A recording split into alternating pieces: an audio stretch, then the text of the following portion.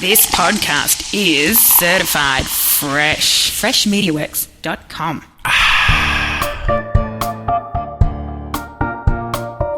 Funny thing is, for me, the ones you think would be hardest for me are probably the lightest. The ones that are really like me. Like people are like, oh, it takes so much courage to share, because I had PTSD and I struggled with suicidal ideation, and I share some of those things. And those are the ones where I'm like probably the most lighthearted about now, because it's just all me. Welcome to Lunch with Chris. We're your host, Chris Daly, brings you uplifting interviews with extraordinary individuals making a positive impact. Join as he introduces remarkable people who have left their mark on their respective fields. Have you ever thought about doing your own podcast? It is the absolute best way to grow your brand, spread your message, and build your following. Fresh Media Works can help. We do all the heavy lifting, and you just focus on your message. To find out how easy we can make launching your new podcast, call 713-269-4620 or check us out at freshmediaworks.com.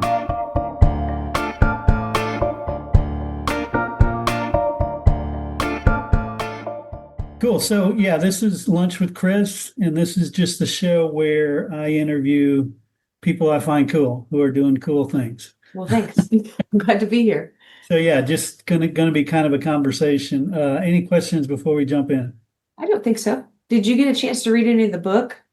I have not. I mean, I read the opening, and I'm like, haven't gotten around to it. No, it's okay. I get it. I hate reading digital stuff anyways. Like, I have to have it in my hand to really sit down. With me, it's audio. If I could get an audio book, I'd be all over it. I'd have been finished with it already. Which I do want to talk to you about. Yes. Helping me pricing. That's why I asked you. I'm like, is it somewhere in audio, please? Yeah, I want that. Cool. We can do that. Okay. All right, then I will jump in if you're ready. Ready. All right, everybody, welcome back to Lunch with Chris. I'm Chris Daly, and today I have an amazing guest, Brooke Brittain. Gosh, and there's so many ways I could describe you. I'm going to instead welcome you, and then we'll just talk about you. How about that? Welcome. That sounds great. Thanks for having me. You bet. You bet. I know we're going to go down a bunch of different rabbit holes, some cool conversations, but I like to start with, tell me where you grew up and how you became who you are. Oh gosh, that's a all over the place kind of question. Yes. Grew up is easy. I'll start there. So I was born in East Texas in a town called Sulphur Springs, but I moved to Arlington when I was 3. And that really has been home for me. I'm in the DFW area. So I went to Martin High School. I ended up going back there and coaching for 11 years. So Martin High School in Arlington, Texas is big time home for me. But also we'll get into it, I'm sure, but within military service, I bounced around and I had a lot of different things that felt like home over the years. Nice. I already started a rabbit hole, so I'm going to pull it back in and just say Arlington is home. Martin High School was my coaching home, and I was there for a long time. I love that. I love that. So for somebody just meeting you for the first time off the street, hi, I'm Brooke. How do you describe who you are? And I know you don't probably start with what your message to the world is, but how do you describe who you are to somebody? Yeah, I'm just a really laid back, people-loving person. I like to connect through stories. So I want to know what your story is. And I think I'm a very curious person. So if I'm explaining myself, I'm usually asking questions about you. And then I start to tell you things about myself, whether it's stories about my military service. I was in the military for 20 years. I'm an educator and a high school coach, a basketball coach, athletic administrator. And so depending on where I'm connecting with you, because I just love people, I start to share stories, and that could lead any direction. From coaching the military to currently pursuing my doctorate at Creighton University, doing that in interdisciplinary leadership studies. And so I keep using the term rabbit holes, but it can take me anywhere with what I'd like to tell you about myself. I'm the same way. And before we went on the air, we talked about ADHD, and it sounds like something we have in common. Probably undiagnosed, but I'm all over. Yeah. I love it. It is a superpower, in my opinion. I think so. So let's talk about your basketball career. I guess first, let's talk about your athletic career, which I assume there was an athletic career before you went into coaching, because rarely do people do it one without the other. Yeah. So I grew up obsessed with Michael Jordan. And so I went full funnel focus into basketball pretty early. So that was second grade. I was just all into basketball, Michael Jordan, and I stayed through it all the way through college. So I played at Martin High School in high school, and I bounced around a little bit in college, kind of unique. I started at the Sterling College in Kansas, up in the middle of Kansas. And then I decided I wanted to join the military. I knew I wanted to join the military before I went to college, but I had a half scholarship to a $40,000 a year private school. And so my bright idea was I'm going to do both still. So I wanted to join the reserves to pay for that half of college that wasn't getting paid for and then play basketball. And then 9/11 happened. And so right in the middle of my plan for it to be an easy, unique transition where I did military and basketball, I found myself in the middle of the war on terror, the transition to the war on terror. So I went to Iraq. I turned 21 years old in Iraq in the middle of my basketball college career. And when I came home, I wanted to not be so far away. That felt like it was really important to get grounded back towards DFW.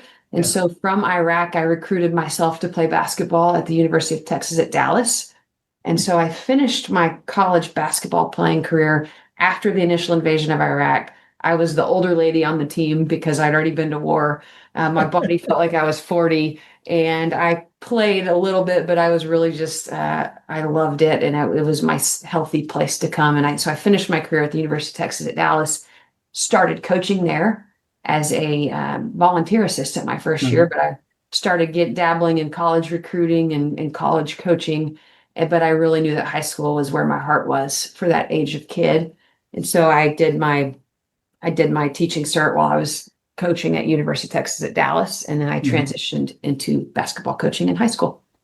Love that. Love that. So we just kind of skipped over your service, but let's go there because that shaped you a lot. There a lot happened there. Tell me about that. Yeah, so I spent 20 years as a military police officer in the Army Reserves, and people that aren't familiar with the reserves, it doesn't really always make sense that my life was intertwined between civilian life and military life.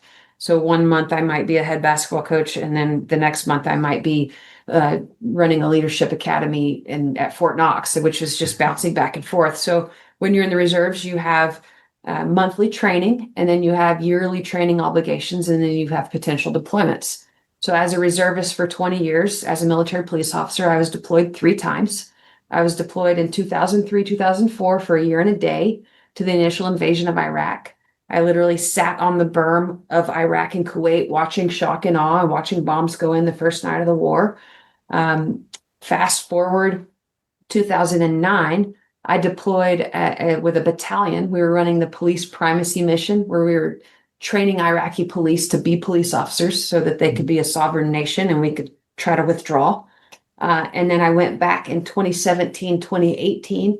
I was a platoon sergeant on that deployment, and I had around 50 soldiers spread throughout 6 countries. So I would country hop, and we did the customs and border clearance mission for returning soldiers coming back home. And that was my last deployment to the Middle East. And towards the end of that career, I transitioned from military police to, I've done a lot of jobs in the Army. That could be a whole show, but those were kind of the big things that impacted my journey over 20 years was military police school, and then 3 deployments, and then just a variety of training and opportunities. I went to Hurricane Katrina. Let me think of other things I might want to drop in there. Hurricane Katrina was unique. I know a lot of people went on a mission to support, but we actually were having trouble with people trying to break into the armories. And so I flew in on a Chinook to break into our own armory to steal our own weapons before somebody else could steal them. And we flew them out. It was kind of fun, but also really hard to see. Still people on top of rooftops being saved, all in the middle of all this, just so much chaos going on at the time. And then coming home from Hurricane Katrina, I worked in the DFW areas to try to find dislocated soldiers and help that process. So unique journey. And that was in the middle of being a basketball player at UT Dallas. I was missing practices to go to Hurricane Katrina. So it's a weird journey when I explain how basketball and civilian life intertwine, because every day could look different depending on what's going on in the world. Yeah, no doubt. And so talk to me about when you're deployed, I have a selfish reason for asking this because my son is deployed right now in Spain in the Navy, and every conversation I have, it's like, this is exciting, this is fun, this is cool. But the flip side of it is, you were in a war zone, so it was also hairy. So Yeah. what was that balance for you? And was that a blast the whole time, or was it, oh crap, I can't believe I'm here? It is a wave of different emotions depending on what you're navigating. It can be the most fun, lively, fulfilling thing, or it can be the hardest, most emotionally challenging thing that you could deal with. And it just depends on what's going on at the time. In Iraq, my first deployment, 2003, 2004, I went from first never being at war before. So you're scared, but you can't pretend. You got to pretend like you're Sure. not scared because we're soldiers, right? So you're praying and you're scared and you're trying to make sense of all this new, and you're looking to your leaders who may or may not have been there. Some were, some weren't, like before.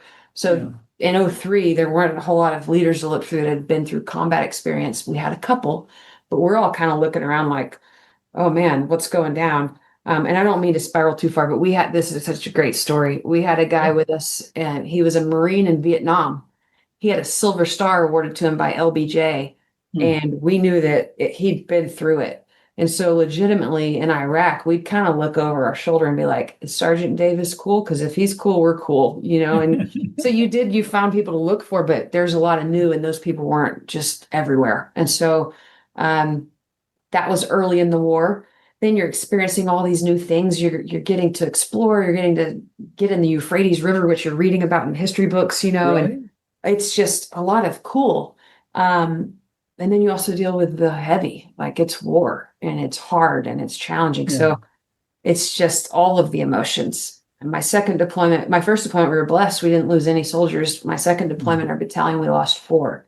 And so tremendously different feelings as you navigate, all of that journey with each one. My last deployment was boring and I hated it. I loved my soldiers. It was not boring with travel.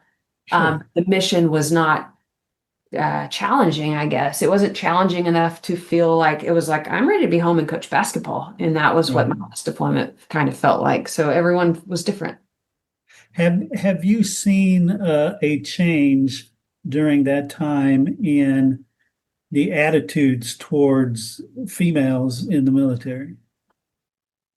You know, Yes, but I was in the military police corps, which has always it's been one of the when I joined, I'm gonna have to explain it this way. When I joined, females couldn't join combat arms. So Right. military police was the closest thing that I could get to combat arms. I did not want to join and be behind a desk. I'm gonna be coaching and a teaching. Like I want something that has me.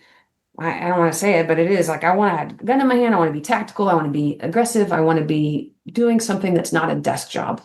So Mhm. I joined the military police corps, which has historically been the most inclusive to women doing jobs that are more like a combat arms job, which is not a combat arms, but it's more like it. It's a combat Sure. support mission. So we very quickly relied on each other in a way that a lot of the military didn't. In fact, in Iraq, I slept in a tent with 12 guys. They're like my brothers. We'll probably talk about the book at some point, but the guy that wrote the foreword in my book was my team leader. Not only were we together in a Humvee the entire journey, but we were in a tent with 12 people. And that was when we were lucky and had a tent. But there's no space for not being inclusive and accepting of women in that environment when you're at war with those are your brothers and sisters. So I've always felt that, and I haven't been a part of places that might have been more challenging. I know that it's been challenging for women, but I didn't live that experience. My brothers are my ride or dies to this day. So Yeah. it's been I awesome. love that. I love that. So, and you talk about being deployed and then coming back to basketball. How did coaching fit into this, and where did it fit in this time frame? Yeah, so coaching was always part of my journey once I graduated from college. And and they've always understood that military is a duty. And I mean, there's actual laws that protect you when you're deployed, that, maintaining your job. However, sometimes that can be a problem with, leaving a team. If I'm leaving a team and I'm deployed, and I got really lucky at Martin High School to have Bob Wager, who's one of the most patriotic people that I know. And he always saw that as an asset and not a problem. So for me, I was always supported, which if you're supported by the people around you, your kids are going to support you. Like they don't know, people don't know what this relationship should look like. But it did require my staff to step up, my kids to step up and lead better. And it allowed me to delegate more because, hey, it's just like the military. You've got to be able to do the job above you and below you, because if somebody's gone for whatever reason, the mission must continue. And so that has always impacted how I coach, how I delegate, as every component of coaching. Excellent. And talk about how the kids react to, their coach being deployed. Did that give you some instant cred, or how did that work out? Students are funny on when they understand what they understand. And let me talk classroom for a second. Yeah. I was explaining it. I feel like I share my stories pretty openly. And I remember teaching a class all year. And then I was teaching world geography, and we get into Mesopotamia. And so I go ahead and I pull out actual photos from Iraq, and I'm showing the kids photos. And I feel like I've been very blunt all year about my journey and being in the military. I was in the military at the time. And I'm showing photos, and this kid goes, "Coach Brittain, it looks like a war zone." And I'm like, we literally have, I don't know how many stories I've told you. I don't know how many times I've told you that I'm in the Army, and it doesn't always click. And then sometimes for some kids, it clicks immediately. Yeah. So the instant cred really depends on where that team is at in their journey, what they understand, what they don't understand. And I'm not somebody that's going to run around wearing my uniform ever. And so like you wear it when you're on duty, and I'm not wearing it to school just to wear it to school.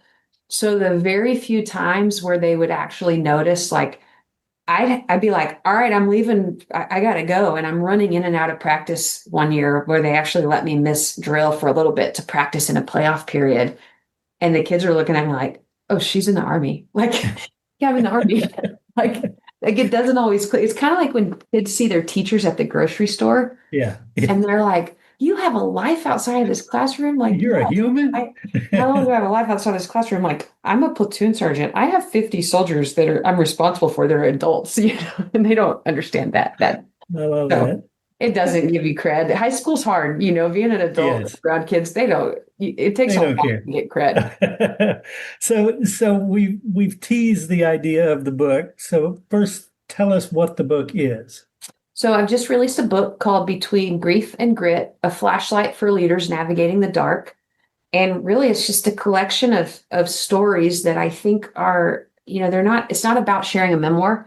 It's about sharing small bits of stories that connect with concepts that I found very invaluable to me navigating heavy, hard times in life. I just am a big believer that we can learn through other people's stories. And so if I can share little snippets of things that I experienced and the challenges they brought, and then the tools that I gained through that, and that helped me be successful, I feel like it can help serve people. I'm a big fan of letting your mess be your message. So I navigate lots of messes in a way that I hope is not, I hope it doesn't feel like a memoir. That's not the goal, but that you can hear about like the first night of the war and how I'm talking about shock and awe. And I was actually scared not of the bombs and the gunfire, but I was scared of these dogs that were running into our barbed wire. And I was terrified of them. And I tell this story because when the sun came up the next day, the dogs were just these scrawny little dogs, and they weren't scary at all. But I was terrified because I couldn't see them. And in life, reality is we can sometimes, I say, make monsters out of puppies, because I was making monsters out of these scrawny, mangy dogs that were just scared of the sounds. Yeah. And so I use that to talk about challenging our thought patterns. What are we creating that's not real? And I'm a big fan of positive psychology. And so I just try to connect all the lessons with stories and tools. Oh, I love that. And one of the things I love about you is the the cool sayings you have. You're making a message out of your mess, and things like relentless optimism you've talked about. I love phrases like that. And to me, that and storytelling really ties into coaching because that's the best coaches tell those stories. Yeah. So talk about how that has worked coaching basketball too, not Yeah. just students. I think sticky language is so important, and as people say a hook, but it's not really necessarily a hook to me. It's what retains it for them as a teacher. This is great coaches are great teachers. And I actually went to a place called Point Guard College. They have the stickiest, best curriculum I've ever seen. And they have these brilliant minds in the room. They're talking strategy. They talk all these complexities of the game, and then they refine them and simplify them, and they just hand you this like golden nugget. And so when you understand the concept and then the golden nuggets, and then you can use it to teach, I started stealing that as a 28-year-old head coach. Really, I took two players. I had two players go to Point Guard College. I'd been teaching these concepts that they'd been teaching for years. We're driving back from Point Guard College, and these kids, their eyes are lit up, and I'm thinking like, well, they didn't really learn anything new. And they go, "Did you see what we learned?" And I'm like, "Yeah, tell me about it." And they're telling me things that I've been teaching all year. And what I realized was it didn't stick because they had refined how they taught it, and the language mattered so much that I'm like, okay, I'm wasting my breath doing anything other than this from here on. So I've started trying to do that in coaching, which also goes into how I write. Nice. And speaking of that, what finally made now the right time to do this book?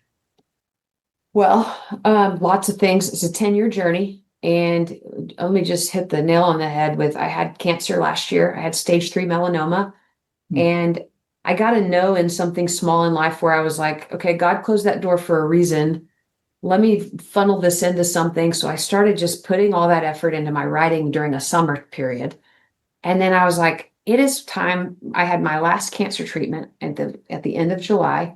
And I'm like, I'm going to reward myself by committing to this publishing journey that I've been kind of teetering with. And so I went all in and I signed my publishing contract literally from my treatment chair on the last day of my cancer treatment to commit to a new chapter. It was like closing a door of that hard and entering a door of possibility with what this new journey would look like, even though everybody's telling me, what are you doing? You're in the middle of a dissertation. Why are you publishing a book right now? I'm like, because I got to. Like, that's right. I get it. It's time.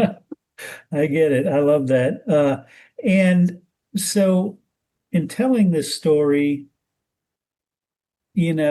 you say it was the time, but is it there's a reason, an onus behind why you want to get this out? Is it teaching others? Is it processing your own journey?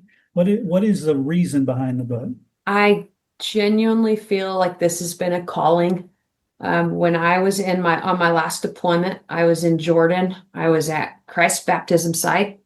I was going through a very numb time in life. I won't get too far into the family side, but there's some people that battle addiction in my family, and they were navigating some of that and some of the very real hard challenges that strains your family with. And I was away from home, watching my family navigate that without me there. And I was numb, and I was sad and numb. And I went to Christ's baptism site with my soldiers. We had a mission. We were doing a mission down. Anyways, I won't get into the whole mission, but as we were doing the mission, that was just a non-negotiable for us, is that we were going to take the time to travel there. It was so important. Yeah. And I'm getting there, and I just remember praying, like literally from the bus to the river to around the tour. I'm like, God, please take away this numbness. Like I need to feel my purpose, and I need to feel whatever you're giving me in life. There's something more than what I'm feeling right now. And I get down to the river, and I put my feet in, and I'm literally putting my hands in the river, splashing water on my face. I'm looking across the river. I'm in Jordan, but they're coming across the banks in Israel in flocks coming down and getting baptized in front of me. And I keep telling myself, like, this is so special in my head. I'm like, this is so special. And I'm like, and I feel nothing. And God, please, like, let me feel something. And I leave there, and I know it's like the holiest place on the planet. And as I leave, I'm like, I don't know how to feel. I didn't know I could feel worse, but I felt worse leaving because I felt nothing. So fast forward, it's a few days later, and I'm doing my morning workout in the Red Sea. We're doing a marine expeditionary mission down in Aqaba, Jordan. So I'm swimming in the Red Sea, and I'm just still numb, and out of nowhere, I have this thought, and I'm going to write a book with John Gordon. And it was shallow where I was swimming, and I stood up, and I felt light and joyful and enthusiastic. And like, I was like, that is what I'm doing. And it was one of the most relieving feelings that I'd had in as long as I can remember, navigating all that numbness. And I haven't written a book with John Gordon, but when I came home, I started a journey of writing, which led me to writing for Texas Coach Magazine, which led them to inviting me to speak at the Leadership Summit. When I spoke at the Leadership Summit, it ties into a lot of things with this work and the heaviness and what I was going to speak about that very day that's now become my book. It's actually the first couple chapters of my book is what I spoke about at the Leadership Summit. Wow, I just got emotional. And John Gordon was the speaker that spoke after me on stage that day. Nice. And he was the very first person that I saw coming off that stage. And I cannot help but think that is all God, not me, just following obedience, and just continuing to try to walk in that direction. And which is the craziest part is that I had written for a long time. Clearly, I'd written little things like that speech became part of this book, but I wasn't ready to go and commit to a publishing contract until John Gordon's wife opened Gordon Publishing, which I did not go with Gordon Publishing. It's a super special publishing house, but what I got was mentorship. And they introduced me to what became my team. And it was just such a great partnership that it made sense for me. And that was why I committed to that day. I love it. And you talk about being there at the River Jordan and not feeling it. You know, it's this special place. It's a holy place. But at the end of the day, what I'm hearing is that, you know, the only special place is in your heart. Yeah. And that's where, when you felt it, you felt it. Yeah. Yeah. Yeah. Absolutely. So who, as you're writing it, who is this for? Who should read it? And I think it's probably more than you'll answer, but you tell me what you think. Yeah, gosh, I'm going to get emotional again. I thought I wrote it first from the book I needed. So it's young Brooke, whether that's Soldier Brooke, Coach Brooke, friend Brooke, or just human Brooke. I wrote that for young me. But not just me. I wrote it intentionally when I watched friends navigate hardship. And as a coach, I feel like I'd struggled so long and learned so much through the struggle that when I became a mentor and a friend to people, I've been sharing things for so long. I feel like I've written it for so many people that have sat in my office or been on the phone with me when we're in a hard time. But it continues to surprise me who it's for. I don't want to go too deep because it's kind of personal, but I encountered somebody last week that had just smack into grief. And I had the book in my hand to give to them, and I don't know why. I'm not just giving away freebies everywhere because it's new, but I had it, and something told me to bring it with me that day. And as I approached them for a meeting they had just lost somebody. And we're saying some things about, I don't know how I'm going to get through this. And I had language that was in chapters like that. You don't always want to give somebody when they're in that space. It's not always appropriate to share the things when they're hurting. Sometimes it's appropriate for them later. Sometimes it's appropriate for them earlier. And so I found myself just feeling like, I don't know, I was supposed to give you this, but I hope, when you're ready, and I've seen that already coming to fruition and people following up with where they used it and what they needed and what they've learned.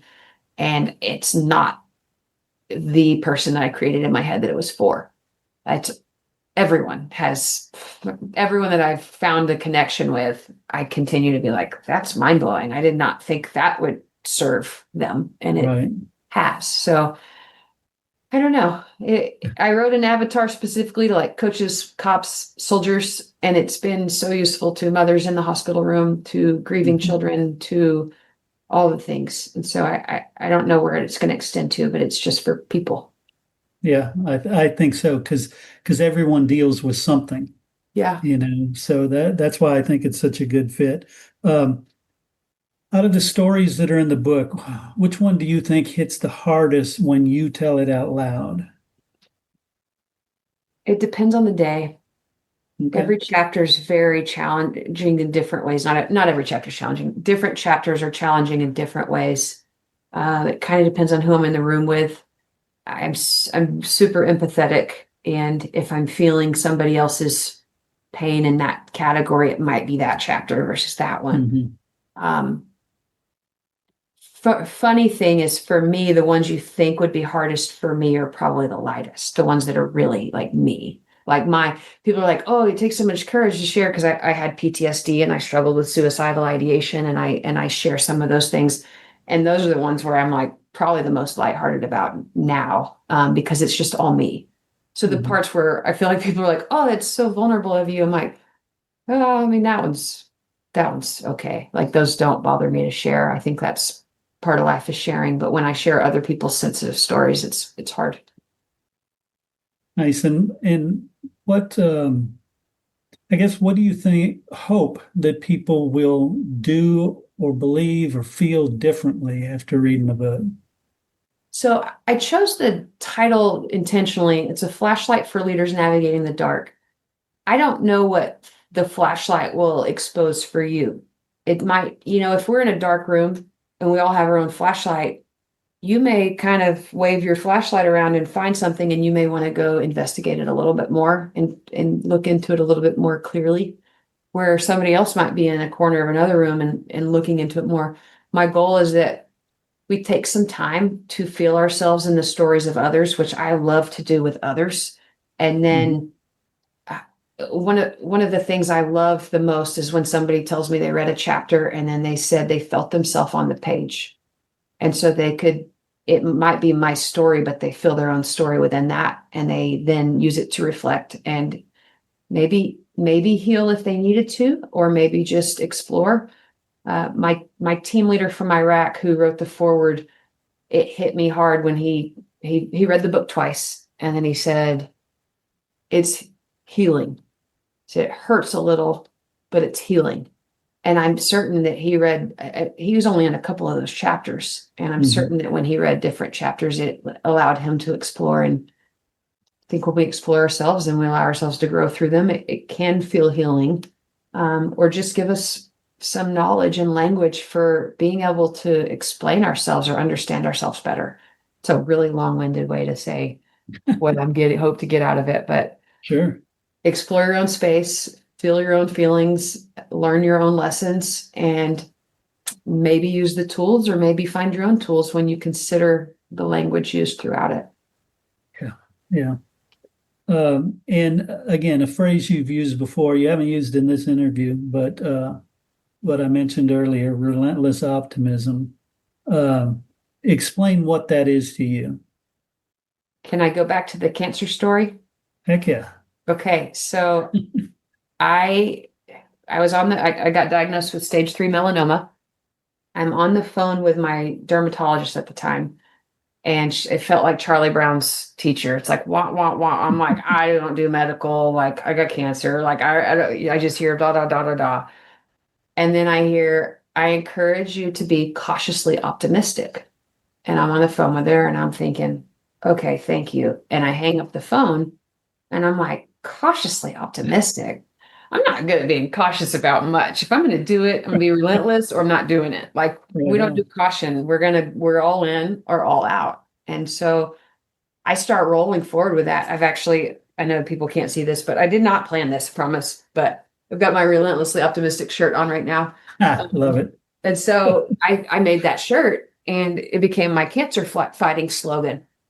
And I'm like telling everybody, and they start getting inspired. You're sharing your journey. It's like, we're going to kick cancer's butt, relentlessly optimistic. Like, here we go. And then I get into a phase where I'm able to start working out again. I had cancer on my calf, deep scar, lots of healing, and I started to finally get to work out again. And I'm on my row machine. So I'm on my row machine and I look to my left because clearly I was ADHD and I got distracted during my row. So I find the book to my left, and it is The Art of Becoming Oneself by Dr. Brittain, he's an endorser on my book now. And I look at it and I'm like, I love that book. And I grabbed it and I opened it up, and chapter 13 was Relentless Optimism. Nice. And Dr. Brennan was not just the sports psychologist for Villanova, for Jay Wright's teams, that has won a national championship, elite performance coach, but he was also a military police officer in Vietnam. And he is just an exceptional human. And I did not know him, but I loved his book and I loved his story. And so I'm like, I got to connect with this guy. I got to tell him that I've been plagiarizing you, sir. Because got it all over my shirt, been telling everybody all these things. Because what I found was I read it and it resonated so deeply with who I aim to be. You want to, when you read something, you're like, yeah, that's what I want to be in life. And I just planted those seeds that when the dirt got thrown on me in life and then rain starts coming down and you're just getting, the storms are coming, like what's going to grow out of that was my relentless optimism seed that he had already helped me plant.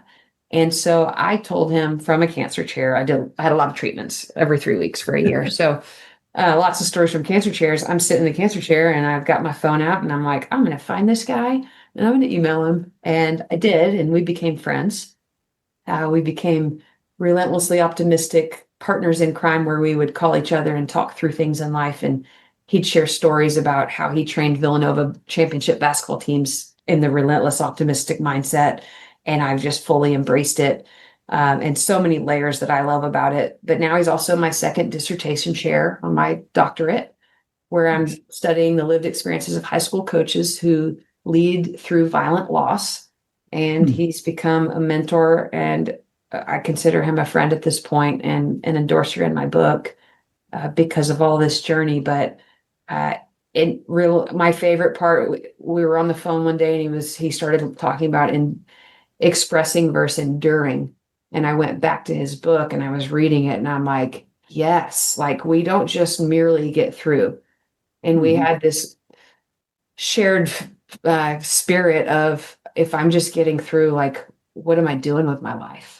And there's times where it feels like you just need to get through until you can get that next boost, but don't stay there, right? Like if I had stayed there for a year, I would have missed so much, and we have that moment where when I got diagnosed with cancer, I was like, am I going to need to drop out of my doctorate? Like, am I going to be able to do all this? Yes, I can do all that. I don't have to drop out. Like, let's go, but it takes you talking yourself through that and giving your best effort, and everybody's journey is different, but that relentlessly optimistic and not just looking at your cards and saying, well, here we go, but like, I'm going to win with whatever cards I got. Like, I'm coming to win. I'm going to find a way to win. And so I just really appreciate him, his stories, and how I plagiarized him and then became friends with him. Yeah, I love that. And I'm totally going to plagiarize you on that because I love it. And my wife is somebody who will sometimes get down, and I'm always relentlessly optimistic. Yeah. And she says, you're like a freaking walking Hallmark card. What do you tell people who are tired of being strong? Yeah. There's a chapter in my book on negativity bias, essentially. Oh, I love that. And I do a lot of studies on that. I'm actually a certified facilitator through the University of Michigan's Positive Organizational Center on something called Reflective Best Self Practice. I'm really big on finding ways to continue to fill your tank with the good and optimism and tools. There's multiple chapters in my book about this, actually. There's a chapter on the military's resilience model, the mental toughness model, that is Dr. Seligman he's the father of positive psychology. Lots of things there on tools to make sure that you're focusing on the good, that you're seeing, if you go back to how we navigate life, we're hardwired to find the negative. And I talk about how that served me at war, but it doesn't serve me in my gym, so it served me at war because I could spot the threat. But if you're doing that at home every day and you're not recognizing and turning your fight mode off, you're not recognizing that not everything's a threat. So that complaining parent shouldn't steal my joy from 100 happy kids. Yeah. And 99 happy parents, right? So when we hardwire our brains to that's a threat, we have to challenge our thoughts on, is it a threat, or am I letting things steal my joy that are joy thieves in this world that I could be putting my energy elsewhere? And so being aware of our thoughts, being aware of resilience models, being aware of negativity bias and how that serves us and where it doesn't, and then trying to grow through that is a big part of this book. So you're asking what I say. I say read chapters. Read the book. Yes, I love it. Read these chapters. Get the book. That's what I say. I love that. And so, coaches are trained on things like practice plans, game schedules, parents, discipline, things like that.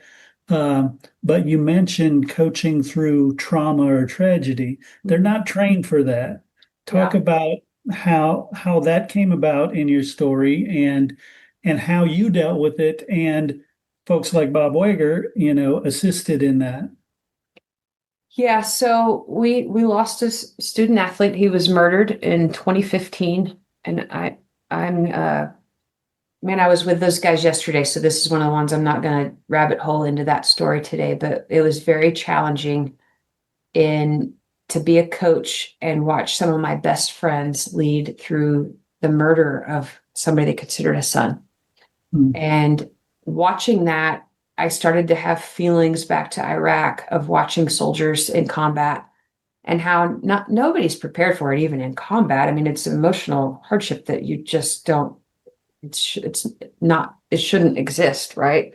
But it does. And so in the military, we have more people to lean on, more community. It's more of an expectation of war, where it's not an expectation in coaching. And so I started to see this lens of my combat lens, watching my friends.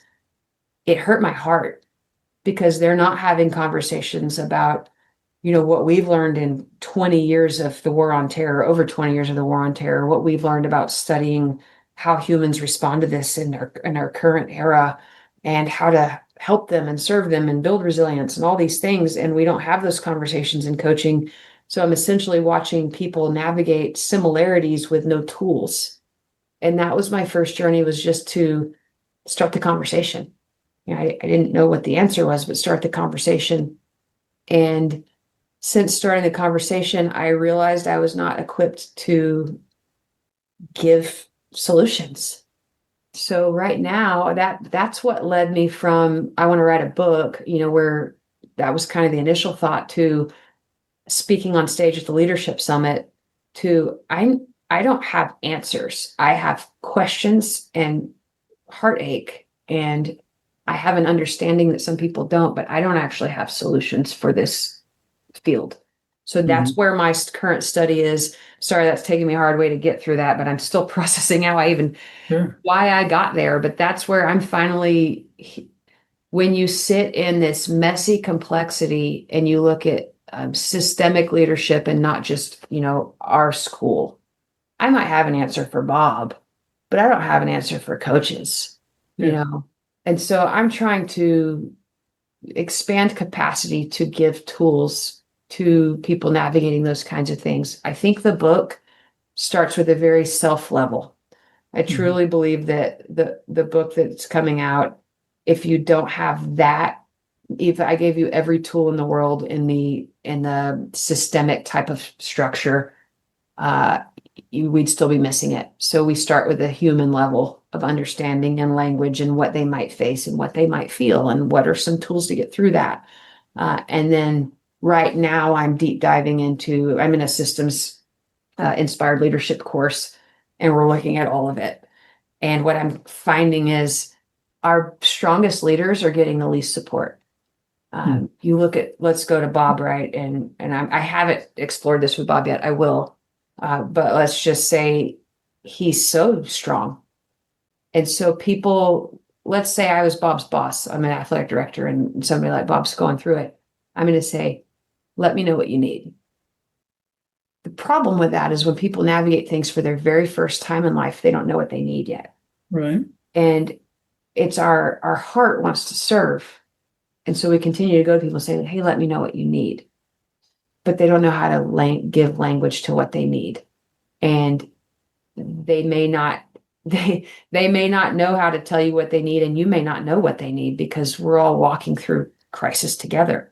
So if you can build in layers of structured supports and ways to check in and ways to sit and build relationships, that's what I'm working on now. And I don't have it laid out yet, but I'm sitting in that complexity of there's a human side and there's a systemic side, and we need to find a way to complement both without taking away the leader's ability to lead their team.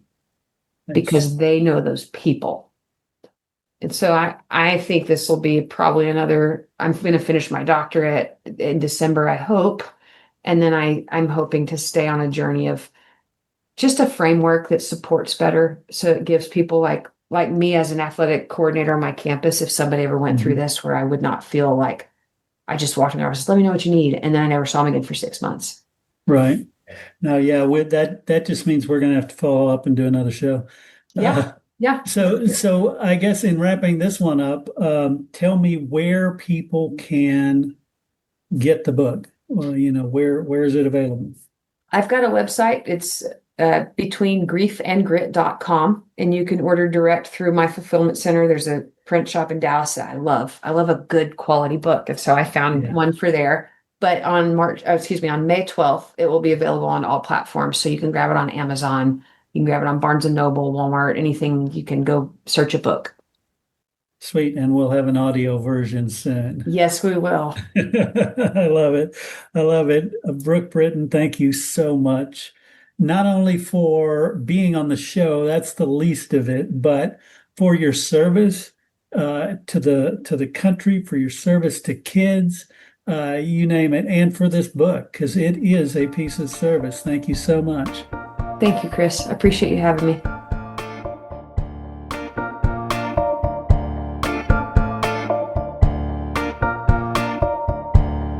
Ready to grow your podcast beyond 1,000 downloads per episode? Join the Podcast Masters Guild and unlock proven strategies, expert coaching, and a community of fellow podcasters to elevate your show. Visit freshmediaworks.com/PMG and start growing today.